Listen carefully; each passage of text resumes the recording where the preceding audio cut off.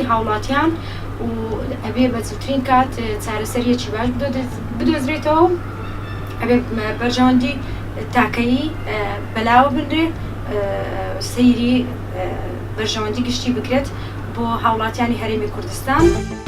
چەند زوو حکوومەت پێک بێن ینی زۆر خوب باشە لۆ خەڵکی کوردستان لۆ هەمووی خەڵکی لە کوردستان دەژین مثلا خەڵکی ڕۆژاوابی خەڵکی باکووربی زۆر باش بیانێ چەند تاخیر دەوی زەرەر دەکە لەسەر هەموو کەسی لێرە دەژین.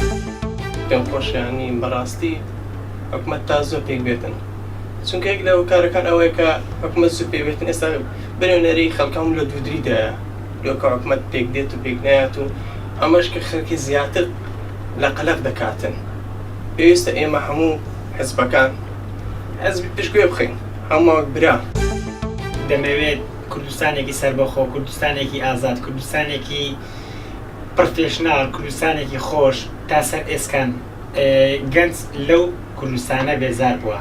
ئێمە دەمانەوێت کوردستانێکی ئارام بێ، کوردستانێکی بۆ گەنج بێ، بۆ فەقیر و هەژار بێ، بۆ چینی هەژار بێ.